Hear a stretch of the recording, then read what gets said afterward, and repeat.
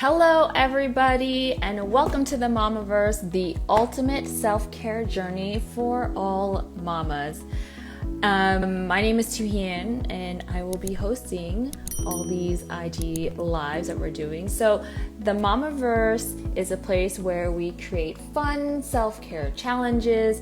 You can form a team, you pick an activity that you want to do in self-care, and then you compete and earn rewards.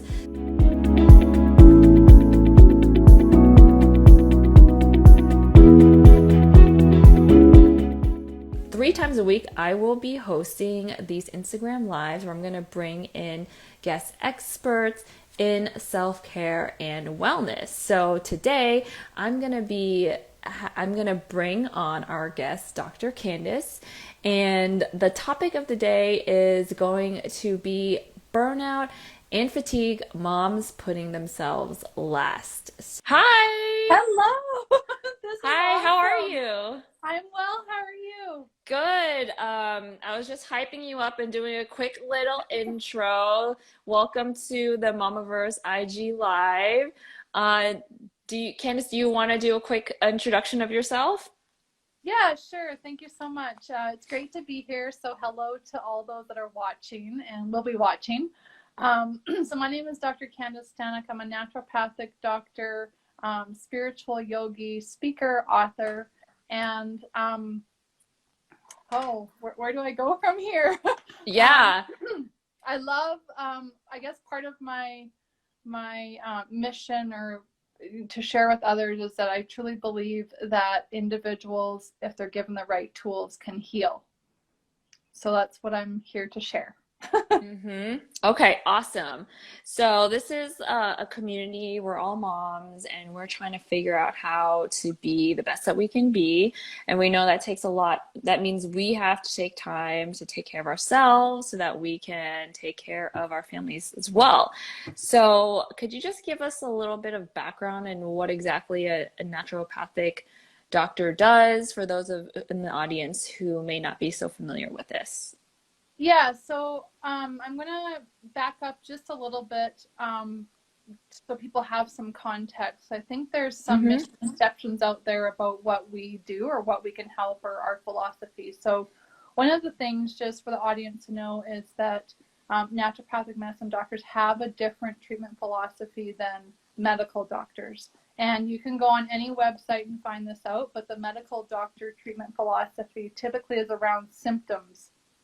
A naturopathic doctor, Mm-hmm. when we're working with patients, has to do with identifying the root of the issue. So when did the origin actually start? So that's something really important to know because that's part of our treatment philosophy. In terms of other ways that we practice, certainly we're looking at nutrition, herbal medicine, homeopathy, physical medicine, and counseling are some of our primary modalities. So we'll bring in different things when we're working with individuals.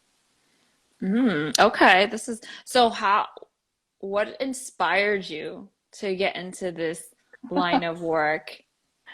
Yeah, I was actually at a decision point in my life. I have a background in corporate. I used to work as an internal auditor, and I was up for a review with my manager, and he basically said, either you get a designation in finance or accounting, or you're not getting promoted.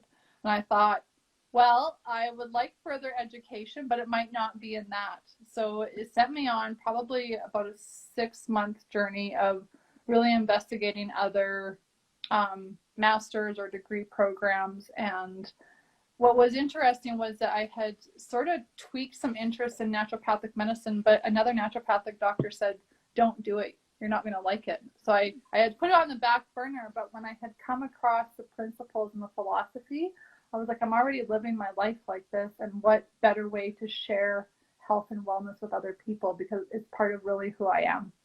hmm Yeah, so I'd say that's a big career pivot from corporate into naturopath medicine. So tell us a little bit more about your just personal experience living, like you mentioned, like living this life and then eventually taking it into like further education in there. Yeah. So it really started with growing up. We had a very whole foods diet, and Mm, I mean, pretty common. But my background is more on the English Scottish side. So if you know that style of cooking, it's very much vegetables and meat, very little Mm-hmm. spices. But that kind of set the foundation. Then as I got older, I started to recognize that when people were, wanting to provide treatment, it was more of the allopathic realm. And I was like, I don't want to do that. I don't believe my gallbladder can't heal. That was one of the things that had come up, was my mom's like, oh, you need to have your gallbladder out. And I thought, no, I don't. I can heal my gallbladder. But my real healing journey didn't really start until I was in medical school, where I had gotten sick myself. And Mm-hmm. yeah, so a lot of Wow. students will Wow. enter the program already, having gone through a healing journey. But mine actually didn't start until I was in the program, and I had gotten a severe type of fatigue. And it actually lasted quite a while. But through that whole process, of course, as a student, I had the fortunate capacity to get treated at the clinic, which was very fortunate for me. But my healing journey revolved a lot around feeling tired. And I think probably your listeners can relate to that, because it's like, how do we juggle life when we're feeling tired? Yeah. Oh, I was about to say, this seems like a great segue into, today's topic, which is about burnout and fatigue. And that's just something that a lot of women, moms, actually, I think probably a lot of people just in general in this society nowadays, with like expectations of, I don't know, just like doing so much and being on schedule and all these things. So for women and for moms, burnout, fatigue, putting themselves last, their own wellness last. Have you seen a lot of this in your experience? And and like what's like what's like the steps to address it? I think really what I've seen as the first step is that women need to choose themselves. And I know it might be something really hard to hear when you have little ones at home. I get that. But really, if you don't choose yourself, they're not available for anyone else around them. They're not available for their children, not available for their spouse, not available for any other activities. And where I see the mistake being made is that they're trying to do all those things, and it's really hard even to take 30 minutes for yourself. Like maybe have a bath, or maybe go for a walk, or not be without your phone for 30 minutes, right? So that would be the first thing. Really make a decision to choose yourself, and trust that other people can step in and help would be the number two. Ask for help. There's no shame in it. There's no shame in it, for sure. And I think it takes more strength to ask for help than it does to try and be, the inner superhero that's trying to do everything. Because we know through hundreds, thousands of years that community thrives. Individuals don't thrive on their own, but community thrives. So just asking some people for support, even if it's something little, and then being able to let go of the fact that maybe other people don't do it like you do, and being okay with other people helping in a way that might not be what you had envisioned, but they're still helping. So I think that's probably kind of my top three steps. Yeah. I think it's a lot of pressure that we put on ourselves to do it all, and then and then eventually just kind of like letting go of that society pressure that I need to be the one that does it all. Like, no, I'm okay asking for help, which is, I think, is more of like an internal like mind shift than anything, right? Yeah. So when you're speaking to, your patients and clients that may be going through this, like and they're just, feeling all the fatigue and the burnout that, a lot of people feel, like, what is your usual approach after you're asking them to like choose themselves and like make these certain decisions, like proactive decisions about themselves? Like, is there something like what's like the first step? Like, you should sleep more, or what's like the actual first tangible step or the next tangible step? Yeah, so we do a thorough intake, and then within my process, which I think is really important, is I use applied kinesiology, which is a type of muscle testing, to identify if there's any underlying factors that might not be evident. Mm. Because sometimes, I mean, obviously, if a child's waking up at night, mom already knows she needs to sleep. I don't need to tell her that. Um, but in of that, some moms actually end up having a thyroid issue after pregnancy, because not Mm. directly with the thyroid, but the pituitary goes out of balance, and then that affects the thyroid.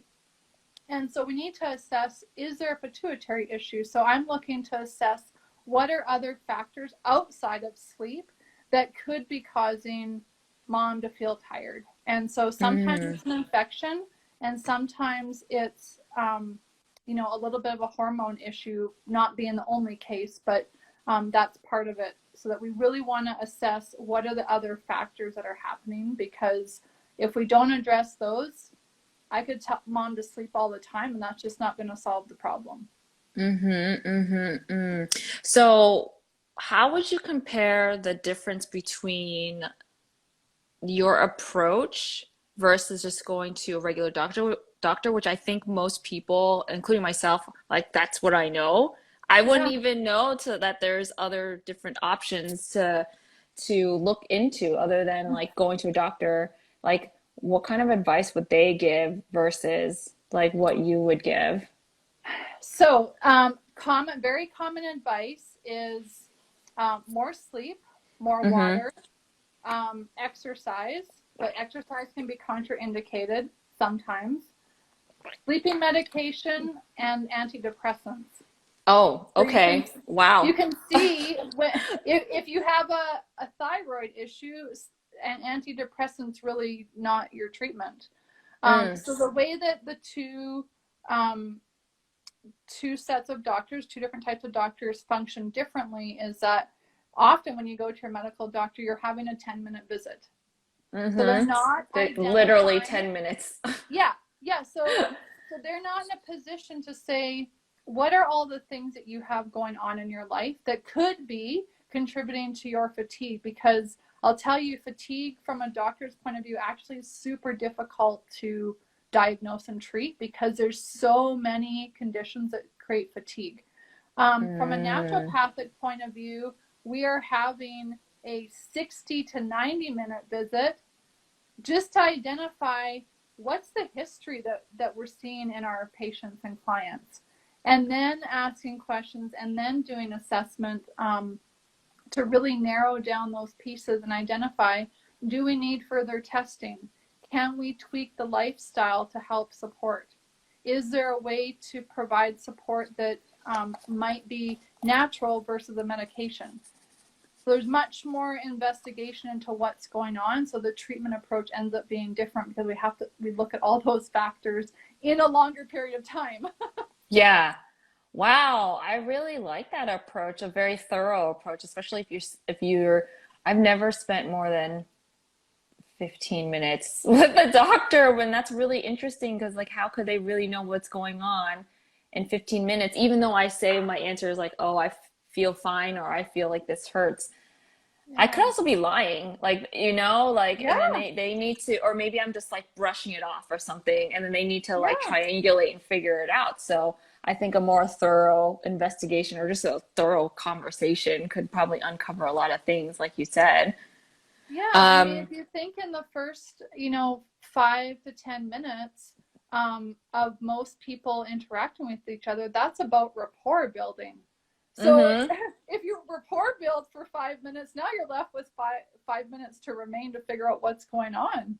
Yeah, yeah, which doesn't make any sense, right? So, but I do like that approach. So, have you noticed like um big lifestyle shifts and changes, obviously from like not having a kids to then having kid and then maybe feeling all this fatigue and burnout, but like somebody who maybe is going from having one to multiple kids, like is there like a big lifestyle shift that could impact um, obviously their tiredness and fatigue? Yeah. So, I mean, that relates to, now you have another personality that you're working with, obviously another child, and setting up some routines and organization principles to help kind of get through that day. The other factor that becomes super important is making sure there's good communication with everybody. Again, sometimes I find when mom is doing everything, the communication lacks a little bit. Not because she wants it to, but just because there's so much stuff going on. And so the communication with the partner can suffer sometimes because they're not making time to connect with each other. Yeah. Yeah. Just out of curiosity, do you see a lot of like tiredness and fatigues in the dads and in the partners?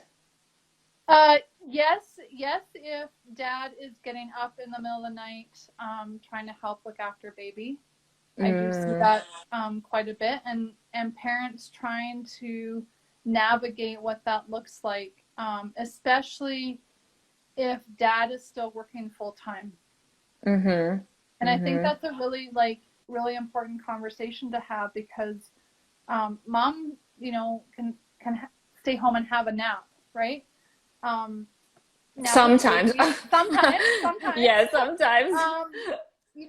But there's certainly sometimes that there's time for pause during the day. But dad, if he's getting up in the middle of the night and then trying to work a full day to support his family, that I can see as a challenge for some families.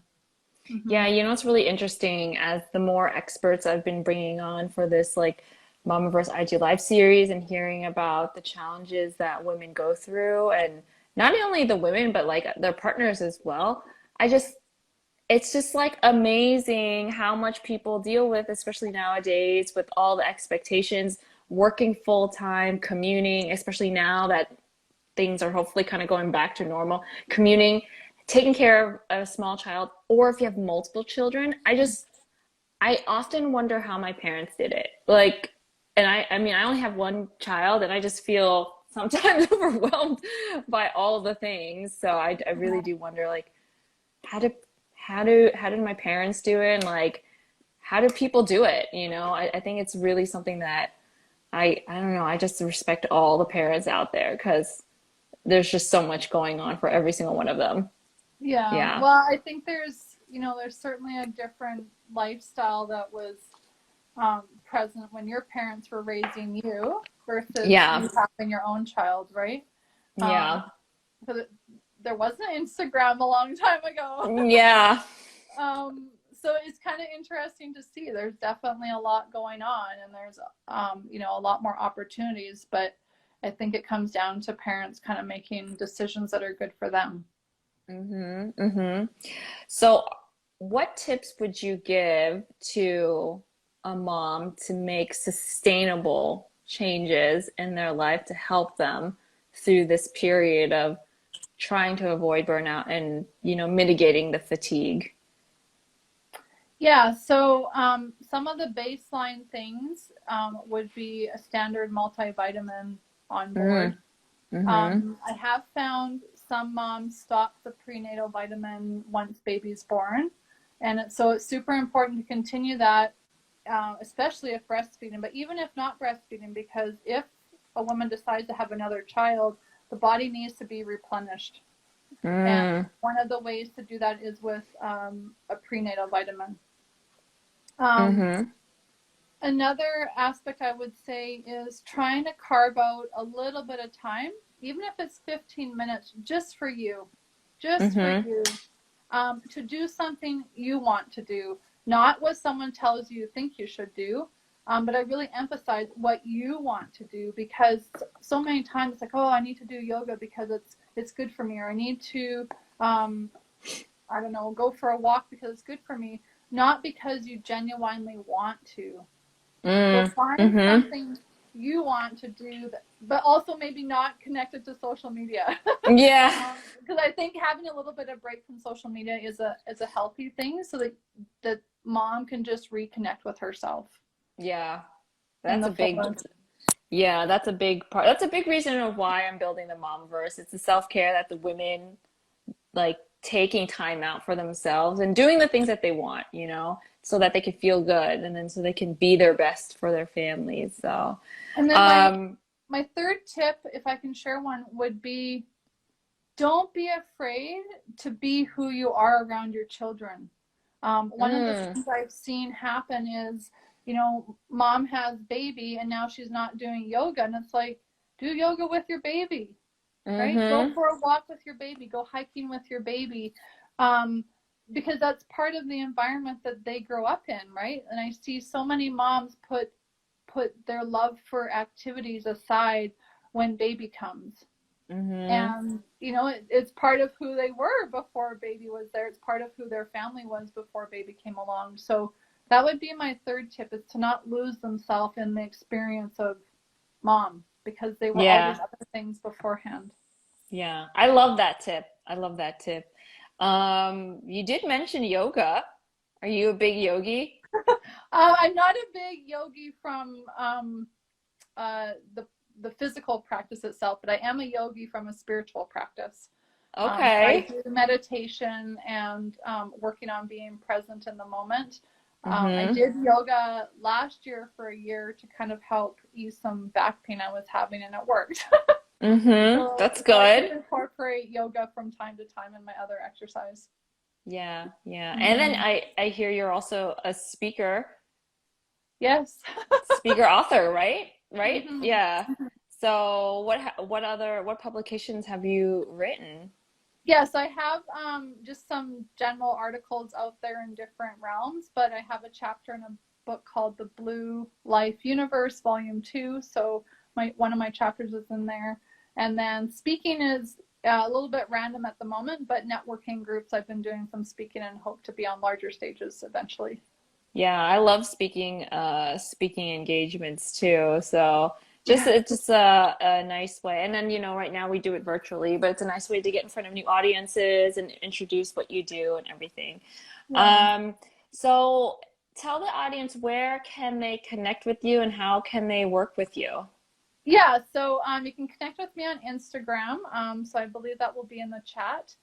Yes. drcandicestanek.com or Dr. Candice Staniek. And then my website is drcandicestanek.com. So if you want to connect with me there.